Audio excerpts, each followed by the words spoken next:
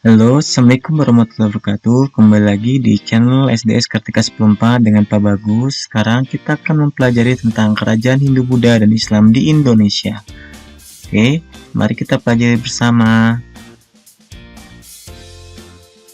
Nah, oke anak-anak, sekarang tahukah kamu banyak bangunan yang bersejarah di Indonesia? Contohnya seperti Borobudur dan Prambanan.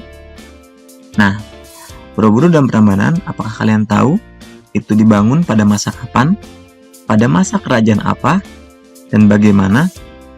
Oke, untuk itu mari kita pelajari. Indonesia termasuk negara kepulauan, terletak di antara dua benua dan dua samudra, tempat penyebaran agama Hindu, Buddha dari bangsa India dan Cina. Nah, sebelum Cina dan India masuk, masyarakat masih mengenal agama animisme dan dinamisme. Nah, oleh karena itu di Indonesia adalah tempat strategis untuk agama Hindu dan Buddha tersebar, di mana mereka tersebar melalui beberapa teori, yaitu teori Brahmana, teori Ksatria, teori Waisa, teori Saudra, teori arus balik, dan teori gabungan. Nah, sekarang kerajaan Hindu di Indonesia yang pertama adalah Kerajaan Kutai, yang berdiri di Muara Kalaman, Kalimantan Timur, tepatnya di hulu Sungai Mahakam pada abad keempat, yang didirikan oleh Raja Kudungga, gelar Anumategara yang memiliki masa kejayaan pada Raja Mulawarman atau anaknya Asmawarman. Nah, peninggalan Kerajaan Kutai itu ada Kepopong Sultan, Kalung Ungkal, Kalung Ciwa, dan lain-lain. Oke, ada banyak nih, ada 14 peninggalan, ada Prastasti Yupa, ada Gamelan Gajah, Keris Bukit Kang, Tali Juwita, dan lain-lainnya. Kerajaan Kutai jatuh pada atau berakhir pada saat rajanya yang bernama Maharaja Dermasatya terbunuh dalam peperangan di tangan Raja Kutai Kertanegara ke-8, Pangeran Sinun Panji Madapah. Oke, kita lanjut ke kerajaan kedua, yaitu Tarumanegara, berada di tepi sungai Citarum, Kabupaten Lebak, Banten, didirikan pada tahun 358 Masehi oleh Raja Diraja Guru. Masa kejayaannya pada masa Raja Punawarman yang dijuluki Panji Segala Raja, telapak kaki Raja Punawan, sampai diabadikan ke dalam bentuk prasasti, yaitu prasasti Cheriton. Oke, nah peninggalan-peninggalannya ada prasasti Kebon Kopi dan prasasti Cheriton yang terkenal ya. Dan kerajaan ini runtuh pada abad ke-7 pada masa kerajaan Tasubawa.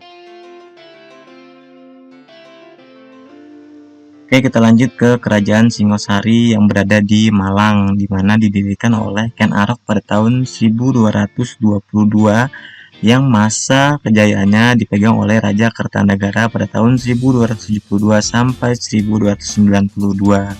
Nah, peninggalannya itu ada Candi Jago, Candi Singasari, Arca Dua Para, Candi Suwaberman, Candi Jawi, Candi Kida, Prasasti Singasari, Prasasti Majusri, dan Prasasti Urane. Oke, kita lanjut ke kerajaan keempat, yaitu Kerajaan Majapahit yang berada di Sungai Barantas sebelah tenggara kota Majakarta, Jawa Timur. Berdiri sekitar tahun 1203 hingga 1500 Masehi, yang masa kejayaannya dipegang oleh Raja Hayam Wuruk yang ditemani oleh patinya Pati Gajah Mada yang bersifat bijaksana dan kuat. Oke, terus Pati Gajah Mada terkenal dengan sumpahnya, yaitu Sumpah Palapa yang tercatat di dalam Pararaton. Ia menyatakan tidak akan memakan palapa sebelum berhasil menyatukan Nusantara. Candi peninggalannya itu ada Candi Panaratan dan Candi Tegalwangi dan Candi Tikus. Yang keempat, Kerajaan Majapahit runtuh akibat peperangan Paragreg ya tahun 1405 sampai 1906, yang pemenangnya itu Wikramawardhana, dan Wirabumi itu ditangkap, kalah dia. Oke, kita lanjut ke kerajaan berikutnya, yaitu Kerajaan Mataram kuno, yang ini kerajaan terdiri dari dua masa ya, masa Hindu dan masa Buddha. Berada di Jawa Tengah yang pindah ke Jawa Timur, didirikan oleh dinasti Sanjaya yang berteman dengan dinasti Sairendra.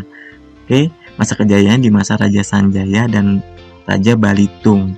Nah, kerajaan Mataram kuno ini runtuh saat kerajaan lain tuh menyerang. Perpindahan raja dan kerajaan Sriwijaya menyerang. Oke, candi peninggalannya itu untuk candi Hindunya ada Candi Prambanan dan Untuk Candi Budanya ada Candi Borobudur anak-anak.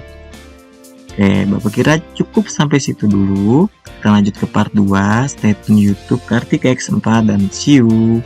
Jangan lupa subscribe.